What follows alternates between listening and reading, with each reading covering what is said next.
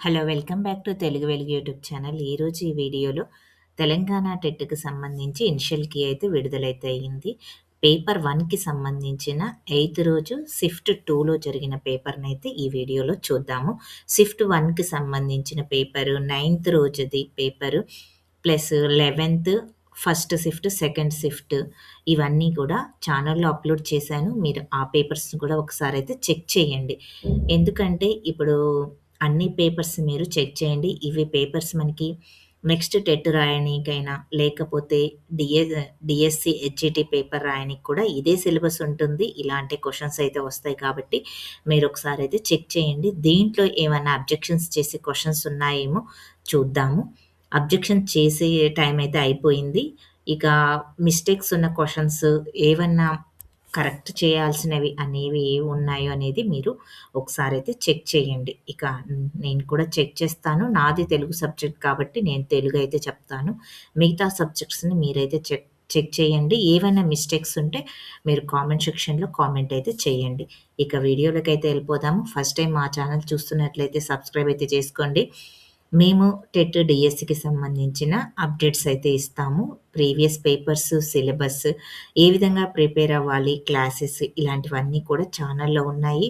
Paper 1కి, paper 2కి సంబంధించినవి అన్ని క్వెషన్ పేపర్స్, ప్రీవియస్ పేపర్స్ అన్నీ కూడా ఉన్నాయి. మీరొకసారి ఫస్ట్ టైమ్ చూస్తున్నట్లయితే వాటిని కూడా చెక్ చేయండి. వీడియోనైతే స్కిప్ చేయకుండా వీడియోనైతే చూడండి. చాలా ఇంపార్టెంట్ పాయింట్స్ అయితే చెప్పబోతున్నాను.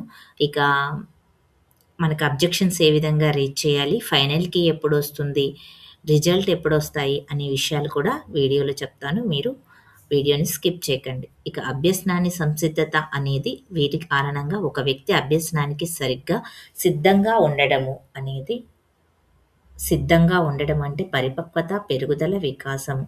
సిద్ధంగా ఉండడం అనేది 3 కరెక్టే. ఇక క్రింది వానిలో వికాసం ఏకరీతిగా సాగదనే సూత్రాన్ని ఉదాహరణ ఏమిటి? ఏకరీతిగా సాగపోవడానికి వికాసం క్వెషన్స్ అయితే ఎక్కువగా మనకి ఇస్తున్నాడు. సాగపోవడానికి కారణం మనకి ఏబీ అనేది ఇచ్చారు. చూడండి ప్రతి షిఫ్ట్‌లో వికాసానికి సంబంధించి మనకి 3 ఆర్ 4 బిట్స్ దాకా అయితే వచ్చాయి. గత ఒక సంవత్సరంగా ఒక కొడుకు ఎత్తు పెరగడం, మందగించడం చేతన్ గమనించాడు. ఇది అనేది ఫస్ట్ ఆప్షన్. షర్మిల తన వద్ద పెద్ద కుమార్తె 12 సంవత్సరాల వయసులో యుక్త వయస్సు చేరుకుందని, చిన్న కుమార్తె 13 సంవత్సరాల వయసులో యుక్త వయసులో చేరుకుందని చెప్పారు. ఇక మనకి ఇది వికాసానికి సంబంధించి ఏకరీతిగా సాగదనే సూత్రాన్ని ఉదాహరణ అంటే ఏకరీతిగా ఒకే రీతిగా సాగడం లేదు అనే సూత్రాన్ని ఉదాహరణలు ఇవ్వడం అయితే జరిగింది. ఇక్కడ చూడండి ఎత్తు పెరగడం అనేది మందగించడం అనేది ఇక్కడ గమనించండి. ఇక్కడ చూడండి పెద్ద కుమార్తెకి, చిన్న కుమార్తెకి సంబంధించిన డిఫరెన్స్ అయితే ఇక్కడ ఇచ్చారు. ఇక 2 సమాధానాలు సరి అయినవి. గుండె, ధమనులు మరియు సిరలు చాలా మటుకు వాటి ప్రాథమిక శారీర నిర్మాణ రూపంలోని ఏ దశలో వికాసం చెందుతాయి? ఇప్పటి వరకు మనకి 3 క్వెషన్స్ అయితే వచ్చాయి. ఇక మనకి గుండె, ధమనులు మన జనన పూర్వక దశలో జరుగుతాయి. ఇక వేగవంతమైనటువంటి శారీరక వికాసము, ఉద్వేగపరంగా అస్థిరత, ప్రజ్ఞలో పరిపక్వత, ప్రవర్తనలో అసాంఘికతతో కూడుకున్న దశ ఏమిటి? ఇక ఉద్వేగము, అస్థిరత ఉండేది ప్రజ్ఞలో పరిపక్వత వచ్చేది ఎక్కడండి మనకి? శైవ దశలో వస్తుంది. ఇక క్రింది వాటిలో రోజర్స్ ప్రకారం సంబంధతకి ఉదాహరణను గుర్తించండి. ఇక తన కుమార్తె పట్ల చాలా ప్రేమ ఉన్న తండ్రి ఒక బొమ్మ కొని ఎలా ఉంది అని అడిగాడు. అమ్మాయి వెంటనే బాలేదు, నాకు అది నచ్చలేదు అని చెప్పింది.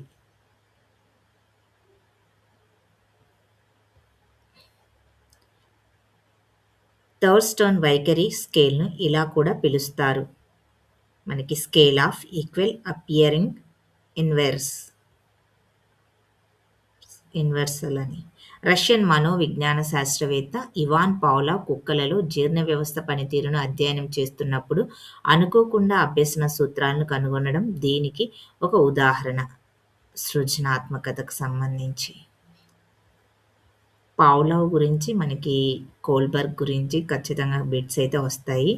ఐసెంక్ ఇచ్చినటువంటి మూర్తిమత్వం యొక్క క్రింద నిర్వచనాన్ని చదివి దానిలోని కవర్ చేయబడినటువంటి అంశాలను గుర్తించండి. ఇక మూర్తిమత్వం అనేది పరిసరానికి వ్యక్తికి మధ్య ప్రత్యేకమైన సర్దుబాటును నిర్ణయించే వ్యక్తి యొక్క గుణము, స్వభావము, ప్రజ్ఞ మరియు శరీరాకృతిలతో కూడినటువంటి దాదాపుగా స్థిరమైన మరియు శాశ్వతమైన వ్యవస్థీకరణ అని చెప్పింది మనకి సృ సంజ్ఞానాత్మకత, భావావేశము, చలనాత్మకం. మనకి ఈ బిట్స్ అనేటివి ప్రతి షిఫ్ట్‌లో అయితే వచ్చింది. ఇది ఇంకొక షిఫ్ట్‌లో కూడా ఇదే బిట్ అయితే ఇవ్వడం అయితే జరిగింది. ఇక భూమికి 2 ఎంపికలు ఉన్న పరిస్థితుల్లో చిక్కుకుంది. ఆమె తన తల్లితో కలిసి కిట్టి పార్టీకి వెళ్ళవచ్చు. కానీ ఆ పార్టీలోని వారికి ఆమెకు వయస్సులో అంతరం కారణంగా ఆమె ఇష్టపడదు. లేదా తన తండ్రితో అత్త ఇంటికి వెళ్ళవచ్చు. కానీ వారు తన భవిష్యత్తు ప్రణాళిక గురించి ప్రశ్నించడం నచ్చదు. భూమి ఎదుర్కొనే సంఘర్షణ రకం ఏమిటి? ఇక్కడ భూమి 2 ఎంపికలు ఉన్నటువంటి పరిస్థితుల్లో చిక్కుకుంది. అక్కడ చూడండి. ఆమె తన తల్లితో కలిసి కిట్టి పార్టీకి వెళ్ళవచ్చు. కానీ ఆ పార్టీలో ఆమెకు వయస్సులో అంతరం కారణంగా ఆమెకి ఇష్టం లేదు. ఇక్కడ మనకి ఇది ఇష్టం లేదు. తండ్రి అత్తవారింటికి పోవడానికి కూడా భవిష్యత్తు ప్రణాళిక గురించి ప్రశ్నించడం కూడా నచ్చదు. ఇక భూమి ఎదుర్కొంటున్న సంఘర్షణ ఏంటంటే పరిహారం. మనకి 2 నచ్చడం లేదు కాబట్టి మనకి పరిహారం కిందకైతే వస్తాయి. ఇక అసాధారణ పిల్లల ప్రవర్తనను అధ్యయనం చేయడానికి అత్యంత అనుకూలమైన పద్ధతి ఏమిటి అంటే పరిశీలన పద్ధతి. అసాధారణం అంటే మనం వాళ్ళని పరిశీలించిన తర్వాతనే వాళ్ళని అధ్యయనం అయితే చేయాల్సి అయితే ఉంటుంది. అంతర్పరిశీలన అంటే వ్యక్తి తన అంతరంగంగా తను చేసుకోవడాన్నే, తనకు తాను జడ్జిమెంట్ చేసుకోవడాన్నే, తనలో ఉన్నటువంటి మిస్టేక్స్‌ని తెలుసుకోవడాన్నే అంతరంగ పరిశీలన అని అంటారు. ఇంటర్వ్యూ అంటే మనకి ఇంటర్వ్యూ చేయడం. అభ్యసనానికి సంబంధించి చరకాని స్టేట్మెంట్‌ని గుర్తించండి. ఇక పెద్దల ప్రవర్తనలో మార్పును అభ్యసనం అని పిలవలేము. అనారోగ్య కారణంగా ప్రవర్తనలో మార్పును అభ్యసనం అని పిలవలేము. ఇక అభ్యసనం ఒక వ్యక్తికి సర్దుబాటుకు సిద్ధం చేస్తుంది. కింద స్టేట్మెంట్‌లను చదవండి అనేది ఇచ్చారు. ఇక మనిషి పరిసర బాధితుడు కాదు అనే సామెత కార్యసాధక నిబంధన బాగా వర్తిస్తుంది. ఏ అనేది సరి అయినది. ఇక ఒక శిశువు తన తల్లిని తన తండ్రి మరియు తాత, అమ్మమ్మలు పిలిచినట్లు పేరుతో పిలవడం ప్రారంభించింది. క్రమంగా ఈ ప్రక్రియ ద్వారా ఆమెను అమ్మ అని పిలిచే దశకు వచ్చింది. ఇక మనకి విచక్షణ అంటే తెలుసుకుంది. సరైన సమయంలో సరైన ప్రారంభము అనే పదబంధము థార్న్డైక్ యొక్క అభ్యసన నియమానికి సంబంధించింది. సరియైన సమయంలో సరైన ప్రారంభం అనే ప్రబంధం అంటే మనకి సంసిద్ధత నియమం కిందకైతే వస్తుంది. ఇక్కడ థార్న్డైక్ నుంచి ప్రతి సెషన్‌లో క్వెషన్‌లయితే వచ్చాయి. అది చాలా ఇంపార్టెంట్. మీరు ఆ సిద్ధాంతాన్నయితే చూసుకోండి. పియాజే ప్రకారం గతంలోని స్పర్శ బటన్ ఫోన్‌లను ఉపయోగించిన తర్వాత టచ్ స్క్రీన్ ఉపయోగించడం అభ్యసించడం దీనికి ఒక ఉదాహరణ. ఇక అనుగుణ్యత. ఈ క్రింది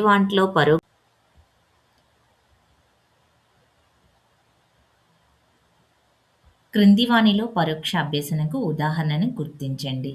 ఇక పరోక్ష అభ్యసన అంటే అమ్మాయి తన సోదరి ఇబ్బంది పడడం చూసి కట్నం డిమాండ్ చేసిన వ్యక్తిని వివాహం చేసుకోకూడదని ఒక అమ్మాయి నిర్ణయించుకోవడం.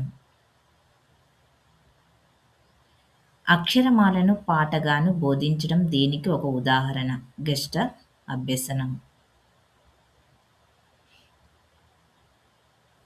ఓ పెద్ద తోబుట్టువు తనకు కలిగే ఆనందం కోసం చిన్న తోబుట్టువుని బాగా చూసుకోవడం దీనికి ఒక ఉదాహరణ.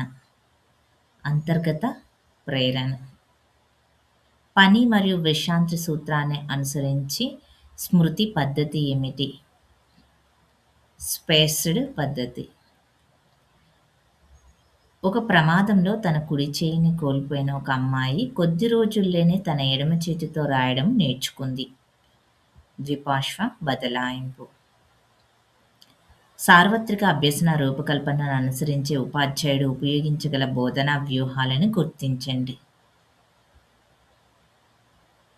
బహుళ ఇంద్రియ బోధన, భిన్న బోధన.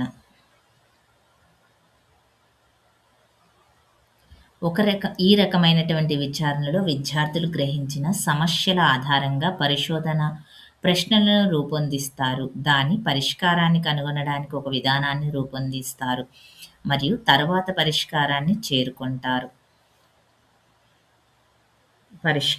చేరుకుంటారు అని అంటే స్వేచ్ఛా విచారణ. క్రింది వానిలో ఒకటి ప్రదర్శనా పద్ధతిలో ఒక సాధారణ లోపం. ఉపాధ్యాయుడు ప్రదర్శన యొక్క ముఖ్యమైన కృత్యాలను తిరిగి ప్రదర్శించలేకపోవచ్చు. ప్రాథమిక పాఠశాల సంకలన నిర్మాణాన్ని అభ్యసించడానికి క్రింది ప్రాతినిధ్య పద్ధతులను సరిపోల్చండి. క్రియాత్మకమైనది,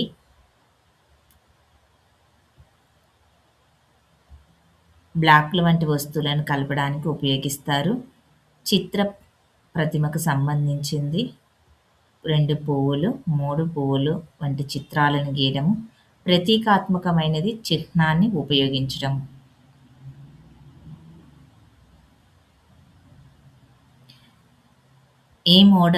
ఒక మోడల్గాను ఉపాధ్యాయుడు విద్యార్థుల యొక్క వీటిని ప్రభావితం చేయవచ్చును. ఒక ఉపాధ్యాయుడు విద్యార్థుల యొక్క వీటిని ప్రభావితం చేయవచ్చును. వైఖరులను, ఆలోచనలను రెండింటినీ చేయవచ్చు. ఇక ఇన్ఫర్మేషన్ అండ్ కమ్యూనికేషన్ టెక్నాలజీ సందర్భంలో అప్లికేషన్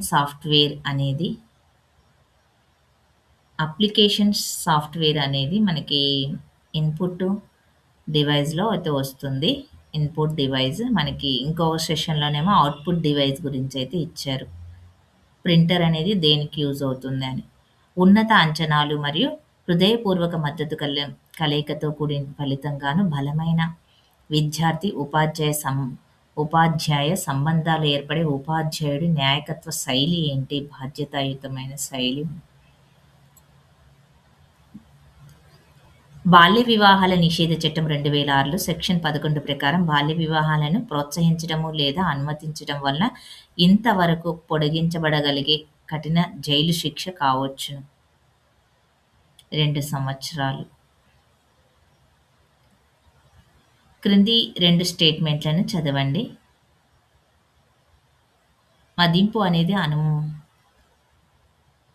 అనుమితులను ఏర్పరచగలిగే సమాచారాన్ని సేకరించే క్రమబద్ధమైనటువంటి విధానము. మూల్యాంకనం అనేది సేకరించిన దత్తాంశం గురించి తీర్పునివ్వగలిగే ప్రక్రియ. 2 సరియైనవి. ఇక పిల్లల ఉచిత మరియు నిర్బంధ విద్యా హక్కు చట్టము 2009 పాఠశాల నిబంధనలు మరియు ప్రమాణాల షెడ్యూల్ ప్రకారం 1 నుండి 5వ తరగతి వరకు ఉన్న పాఠశాలలో చేరిన విద్యార్థుల పిల్లల సంఖ్య ఇంతకంటే ఎక్కువగా ఉంటే 4 ఉపాధ్యాయులు నియమించబడాలి. మనకి ఒక ఉపాధ్యాయుడికి 30 మంది పిల్లలైతే ఉండాలి. 91 నుంచి 105 వరకు ఉన్నటువంటి 105 మధ్య ఉంటే మనకి 4 ఉపాధ్యాయులు ఉండాలి. ఇక తెలుగు బిట్స్ అయితే చూడండి. తన కోపమే తన శత్రువు, తన శాంతమే తనకు రక్ష, దయ చుట్టంబవు, తన సంతోషమే స్వర్గము, తన దుఃఖమే నరకమండ్రు తథ్యము సుమతి. అన్నిట్లలో మనకి పేపర్ 1లో సుమతి శతకాన్ని ఇచ్చారు.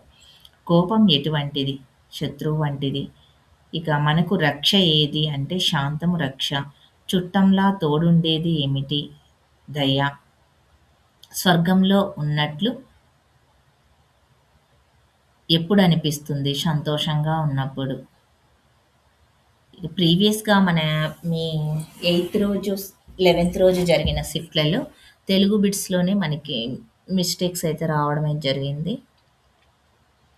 శ్రీపాద సుబ్రహ్మణ్య శాస్త్రి గురించి అయితే ఇచ్చారు. శ్రీపాద సుబ్రహ్మణ్య శాస్త్రి గారు 'నా అనుభవాలు జ్ఞాపకాలు' పేరుతో రచించిన గ్రంథము కేవలం స్వీయ చరిత్రాత్మకమే కాకుండా ఆ కాలపు సామాజిక, సాంస్కృతిక పరిస్థితుల చరిత్ర అని కూడా చెప్పవచ్చును. అటువంటి గొప్ప గ్రంథం మరొకటి లేదు. కానీ దురదృష్టం ఏమిటంటే వారి 70 ఏళ్ల జీవితంలో దాదాపు సగం జీవితపు వృత్తాంతాలతోనే మాత్రమే ఇది సగం జీవితపు వృత్తాంతాలతో మాత్రమే అది ఆగిపోయింది.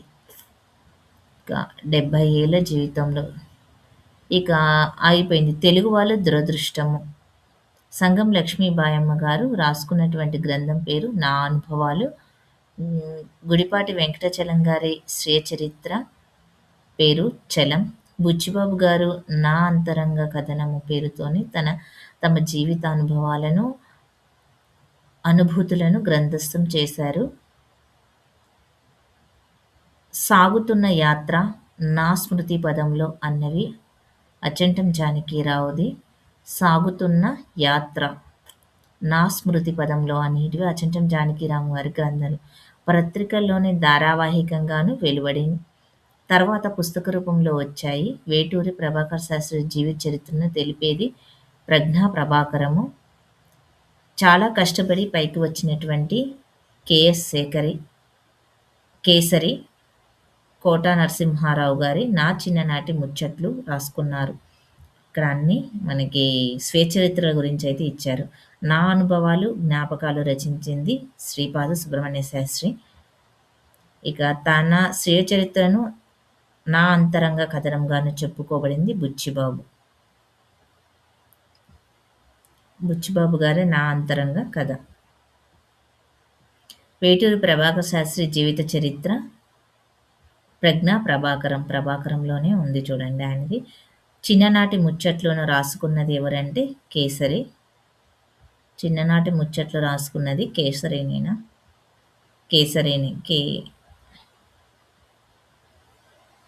ఇక కొండా కోనలు అనేటివి 2 నామవాచకాలే కాబట్టి ద్వంద్వ సమాసం అయితే వస్తుంది. ద్విగు సమాసం అంటే సంఖ్యా నామవాచకం అయితే ఉండాలి. నలుదిక్కులు ఇవన్నీ ఉంటాయి కదా. విశేషణ పూర్వపదం అంటే విశేషణం అనేది పూర్వపదంగా ఉండాలి. షష్ఠి అంటే యొక్క, లోపల, కి, కు అనేటివి షష్ఠి విభక్తి కిందకు వస్తాయి. ఎక్కువసేపు నిద్రపోవద్దు అనేది ఇక్కడ నిషేధార్థకము. దేవేంద్రుడు, దేవ ప్లస్ ఇంద్రుడు అనేది గుణసంధి. దేవేంద్రుడు అకారానికి ఈ ఊరులు పరమైనప్పుడు క్రమంగా ఏవో ఆర్లు వస్తాయి. ఇక్కడ మనకి అకారము అంటే ఇక్కడ చూడండి, ఇది వా అనేది ఆకి ఏం పరమవుతుంది? ఈ పరమవుతుంది. ఆకి ఈ పరమైనప్పుడు క్రమంగా ఆకు ఏమొస్తుంది? ఏ వస్తుంది. ఏ వస్తుంది కాబట్టి మనకి దేవా ప్లస్ ఏ, ఇక్కడ ఏ అనేది అదే దేవేంద్రుడు. ఇవి అనునాసికాలు మనకి. ఊష్మాలు, తాళవ్యాలు, దంత్యాలు, తతదాదాలు దంత్యాలు అవుతాయి. తాళవ్యాలు చచజాజాలను మనకి తాళవ్యాలు అవుతాయి. ఊష్మాలు షాహా ఇవి ఊష్మాల కిందకైతే వస్తాయి. పూర్తి కాని పనిని తెలిపే క్రియాపదాలు ఏమిటి? పూర్తి కానివి మనకి అసమాపక క్రియ కిందకైతే వస్తాయి. పూర్తయినవి మనకి సమాపక క్రియ కిందకైతే వస్తాయి.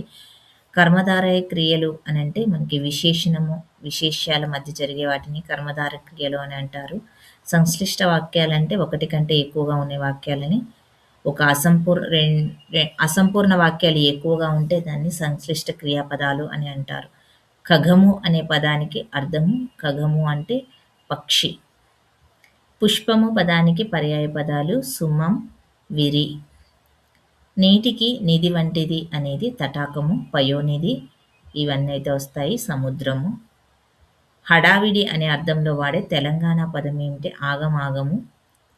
పాదము పదానికి నానార్థము, పద్యపాదము లేకపోతే ఖాళీ అడుగు అనేటివి నానార్థాలు. నానార్థాలంటే వేరు అర్థాలు అయితే ఉండాలి. నానార్థాలకి పర్యాయ పదాలు అని అంటే మనకి ఒక అర్థానికి దానికి సరి అయిన అర్థాలు ఎక్కువగా ఉండడంని పర్యాయ పదము అని అయితే అంటాము. సమానమైన అర్థాలు ఉంటే పర్యాయ పదాలు అని అంటాము. వేరు అర్థాలు ఉంటే నానార్థాలు అంటాము. దాశరథి కరుణాపయోనిధి అనే మకుటంతోని శతకం రచించింది గోపన్న. ఇక్కడ చూడండి, నారాయణ శతకాన్ని రచించింది ఎవరు? తిక్కన్న. దేవులపల్లి రామానుజరావు నడిపినటువంటి సాహిత్య పత్రిక శోభ. జైలు కథలు పొట్లపల్లి రామారావు, అది కథల సంపుటి. జయ జయ హే తెలంగాణ గీతానికి సంగీతాన్ని అందించింది ఎంఎం కీరవాణి. తెలంగాణలో ఆషాఢ మరియు శ్రావణ మాసంలో జరుపుకునే పండుగలు ఏమిటి? బోనాలు. తెలుగులో రామాయణం రచించిన తొలి తెలుగు కవయిత్రి మొల్ల. ఇండో యూరోపియన్ భాషా కుటుంబాలు మనకి దక్షిణ ద్రావిడ భాషా కుటుంబము, మధ్య ద్రావిడ భాషా కుటుంబము, ఉత్తర ద్రావిడ భాషా కుటుంబము అనేది ఇచ్చారు. ఇక ఇండో యూరోపియన్ భాషా కుటుంబాలు ఏమిటి? ఉత్తర ద్రావిడ భాషలు అనేది మనకి మాల్తో ఇవైతే వస్తాయి.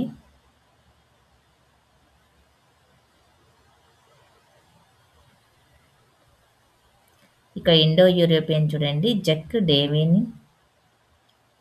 ఇక దక్షిణ ద్రావిడ కోతా బడగ. మధ్య ద్రావిడ భాషలు మనకి బళ్ళారి గదబ అయితే మధ్య ద్రావిడ భాషల కిందకైతే వస్తాయి. ఇక ఈ ఒకే సమయంలో చూస్తున్న శబ్దస్థానాలని పలుకుతున్న శబ్దస్థానానికి మధ్య ఉన్న అంతరం ఏమిటంటే శబ్దానికి వాజ్మయ స్మృతి అని అంటారు. నయమితి అని అంటే కళ్ళలో చూసేది. ఇక్కడ పలుకు మేర అనేది మనకి వ్యాజస్మితి కిందకైతే వస్తుంది. చూపు మేర అనేది నయనమితి కిందకి వస్తుంది. వాక్యాలలో సరైన దానిని గుర్తించండి. ఏబి కరెక్ట్ అనేది ఇచ్చారు. మాంటిసోరి ప్రతిపాదించిన పద్ధతి ఒక విప్లవాత్మకమైన ఆలోచన విధానం అని గిజుబాయి అభిప్రాయపడ్డారు.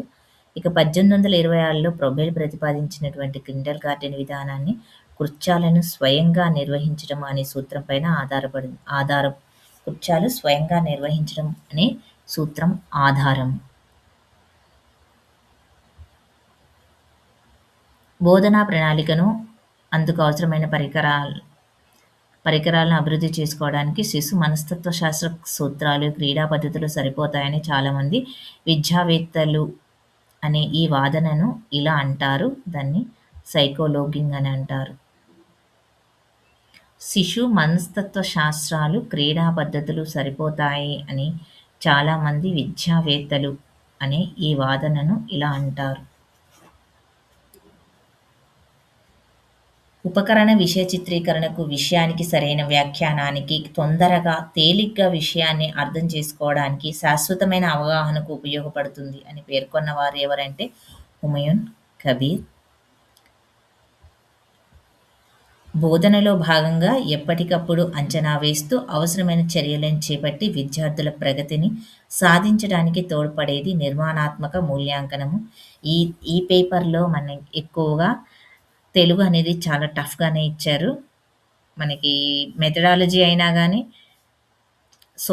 కంటెంట్లో బిట్స్ కూడా కొన్ని టఫ్ అయితే ఉన్నాయి. మెథడాలజీ బిట్స్ అయితే కొంచెం టఫ్గా ఉన్నాయి. మీకు ఎలా అనిపించిందో కామెంట్ అయితే చేయండి. ఇక ఇంగ్లీష్ బిట్స్ చూడండి, మనకి ఒక ప్యాసేజ్ ఇచ్చి దాంట్లో క్వశ్చన్స్ అయితే ఇవ్వడం అయితే జరిగింది. ఇక దీంట్లో అయితే ఫస్ట్ మనము సైకాలజీ ప్లస్ తెలుగు చూసాం కదా, వాటిలలో అయితే మనకి ఏమీ క్వశ్చన్స్ అయితే యాడ్ స్కోర్ అయితే ఏమి ఇవ్వలేదు. క్వశ్చన్ మిస్టేక్స్ కూడా ఏమీ లేవు. ఇక కంటెంట్లో చూద్దాము, కంటెంట్లో ఏమన్నా మిస్టేక్స్ ఉన్నాయేమో. ఇక్కడ మనకి ఇంగ్లీష్లో చూడండి, ఇంగ్లీష్లో ఒక 82 క్వశ్చన్. ఈ ఐడి నెంబర్ చూసుకోండి, మీకు క్వశ్చన్ నెంబర్ వేరు ఉంటుంది మీ పేపర్లో. ఈ ఐడి నెంబర్లో మనకి దీనికి మల్టిపుల్ కరెక్ట్ ఆన్సర్స్ అయితే ఇచ్చారు. ఈ మల్టిపుల్ కరెక్ట్ ఆన్సర్స్ చూడండి, మనకి 3 అయితే ఈ 3 ఆప్షన్స్ సెలెక్ట్ చేసిన వారికి మాత్రమే మనకు మార్క్స్ అయితే ఇస్తారు. సెకండ్ ఆప్షన్ సెలెక్ట్ చేసిన వారికి మార్క్స్ అయితే ఇయ్యరు. ఈ 3 ఆప్షన్స్ ఎవరైతే సెలెక్ట్ చేస్తారో వాళ్ళకి మాత్రమే ఇస్తారు. మీ రెస్పాన్స్ షీట్లో ఈ ఐడి నెంబర్ చూసుకోండి. ఈ ఐడి నెంబర్కి మీకు ఈ 3 ఆప్షన్స్లో ఏది పెట్టినా కానీ మీకు మార్క్స్ అయితే రావడం అయితే జరుగుతుంది. ఇక ఇంగ్లీష్లో 1 మార్క్ అయితే యాడ్ అవుతుంది. చాలామంది నన్ను అడుగుతున్నారు, మా షిఫ్ట్‌లో ఎన్ని మార్క్స్ యాడ్ అవుతున్నాయి అని. మీరు వీడియోని క్లియర్‌గా చూడండి. వీడియో మొత్తాన్ని చూస్తేనే మీకు ఎన్ని మార్క్స్ యాడ్ అవుతున్నాయనేది మీరు కౌంట్ చేసుకోండి. కొన్ని మిస్టేక్స్ నాకు తెలిసిన వరకైతే చెప్పాను. కొన్ని నేను చెప్పలేదు కాబట్టి అవి ఫైనల్ కీలోనే మనకి తెలుస్తాయి. ఫైనల్ కీలో ఏవేవి యాడ్ చేశారు అని మనకి మల్టిపుల్ కరెక్ట్ ఆన్సర్స్ ఇచ్చారా? లేకపోతే ఆ క్వెషన్‌కి యాడ్ స్కోర్ ఇచ్చారా అనేది మనకి ఫైనల్ కీలోనే తెలుస్తుంది. అందుకనే మీరు ఫైనల్ కీ వచ్చేంత వరకైతే వెయిట్ చేయండి. మీ షిఫ్ట్‌లో ప్రస్తుతానికైతే అబ్జెక్షన్ చేసే క్వెషన్స్ ఎన్నో అయితే వచ్చాయో, మనకి 2, 3 క్వెషన్స్ అయితే మినిమమ్ ప్రతి షిఫ్ట్‌లో 2 క్వెషన్‌లు మాత్రమే ఉన్నాయి. కొన్ని షిఫ్ట్‌లలో 2 కంటే ఎక్కువే ఉన్నాయి. మనకి మార్క్స్ ఎన్నిటికి అబ్జెక్షన్స్ రేజ్ చేసిన వాటికి ఎన్ని ఇస్తారనేది ఇంకా మనకి తెలీదు. ఇప్పుడు మనకి ఈ పేపర్‌లో ఈ పేపర్ ఇనిషియల్‌కి ఇచ్చేటప్పుడే మనకి పేపర్స్‌నన్నిటిని చెక్ చేసి, కొన్నిటికి మల్టిపుల్ కరెక్ట్ ఆన్సర్ ఉన్న క్వెషన్‌లకి కొన్నిటికైతే మనకి ఇచ్చారు. Multiple correct answers. ఇంకా ఏమన్నా మిస్టేక్స్ ఉన్నాయో మీరు అబ్జెక్షన్స్ చేయండని మనకి ఇవ్వడం అయితే అబ్జెక్షన్స్ రేజ్ చేయమనైతే ఇచ్చారు కాబట్టి, మీరు కొన్ని అబ్జెక్షన్స్ అయితే రేజ్ చేయండి. ఉన్న వాటిని ఇక్కడ ఈ పేపర్‌లో ఒక క్వెషన్ అయితే ఉంది. ప్రతి షిఫ్ట్‌లో 2 క్వెషన్‌లు మాత్రం మినిమమ్ అయితే ఉన్నాయి. Multiple correct answers. ఇక అన్నిట్లలో మనకి ఎన్ని స్కోర్ అవుతాయనేదైతే చెప్పలేము. మనకి అది చూసి ఎన్ని మార్క్స్ యాడ్ చేస్తారు అనేదైతే ఇక్కడ కూడా చూడండి. ఇక్కడ మనకి ఈ పేపర్‌లో చూడండి. 'షాజహాన్ పాలనలో నిర్మించిన 40 స్తంభాల మందిరాలను ఇలా కూడా పిలుస్తారు' అనేది ఇచ్చారు. ఇలా పిలుస్తారు అనంటే చిహిల్, సుతున్, దివాన్-ఇ-ఆలం అని ఈ ఈ 3 ఆప్షన్స్ ఎవరైతే పెట్టారో వీరందరికీ మనకి మార్క్స్ అయితే యాడ్ అవుతాయి. ఇంకొక క్వెషన్ మనకి సోషల్‌లో మొత్తం ఈ షిఫ్ట్‌లో 2 క్వెషన్స్ అయితే మల్టిపుల్ కరెక్ట్ ఆన్సర్స్ అయితే ఉన్నాయి. ఇక్కడ చూడండి. విష్ణువును స్తుతిస్తూ అల్వార్లు పాడిన భక్తి గీతాలను ఇలా పిలుస్తారు. పాసురాలనైతే పిలుస్తారు. భారత రాజ్యాంగ సభలో మాట్లాడిన ప్రతి మాటను నమోదు చేసి భద్రపరచబడుతుంది. వీటిని ఇలా అంటారు. రాజ్యాంగ సభ చర్చలు అని అంటారు. బిరుదుల రద్దు భారత రాజ్యాంగంలో ఈ క్రింది ఆర్టికల్‌లో పొందుపరచబడింది. 18వ ఆర్టికల్‌లో పొందుపరచబడింది. ఇక చూడండి. తెలంగాణ రాష్ట్రం ప్రాథమిక స్థాయిలో ఈవీఎస్ పాఠ్యపుస్తకాల పాఠ్యాంశాల అమరిక ప్రధానంగా వీటి ఆధారంగా జరుగుతుంది. ఇతివృత్తాల ఆధారంగా జరుగుతుంది.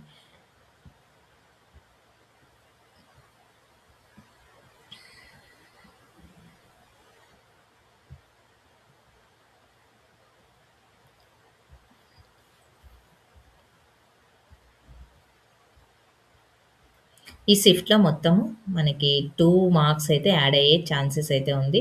వీడియో మొత్తాన్నయితే చూసారు కదా! వీడియో నచ్చితే లైక్ చేయండి, షేర్ చేయండి. ఇక ఫైనల్‌కి వచ్చినప్పుడు ఆ ఫైనల్ కీలో ఏవైనా చేంజ్ అయిన క్వెషన్స్ ఉంటే ఆ క్వెషన్స్ నేను డిస్క్రిప్షన్‌లో పెడతాను. లేకపోతే కామెంట్ సెక్షన్‌లో పెడతాను. అయితే చెక్ చేసుకోండి.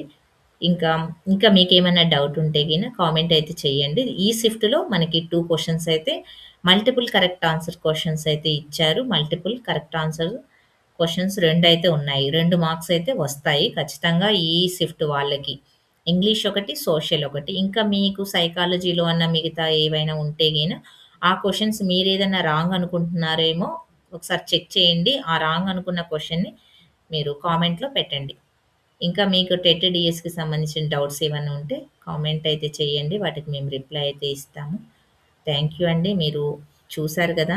లైక్ చేయండి, షేర్ చేయండి, హైప్ ఆప్షన్‌లో పాయింట్స్ అయితే ఇవ్వండి మాకు. ఇంకా మిగతా పేపర్స్ అన్నీ కూడా ఛానెల్‌లో ఉన్నాయి. మీ షిఫ్ట్‌లో జరిగిన పేపర్ 1 అన్నీ కూడా నేను ప్లే లిస్ట్‌లో పెడతాను. ఒకసారి మీరు ప్లే లిస్ట్‌లో చూడండి. ప్లే లిస్ట్‌లో చూస్తే ఆ పేపర్స్‌లో కూడా ఎన్ని మార్క్స్ యాడ్ అవుతున్నాయి అనేది మీకు తెలుస్తుంది. ఆ పేపర్స్ అన్నీ కూడా మీరు ప్రాక్టీస్ అయితే చేయండి. థ్యాంక్ యూ అండి. మళ్ళీ నెక్స్ట్ వీడియోలో కలుసుకుందాం.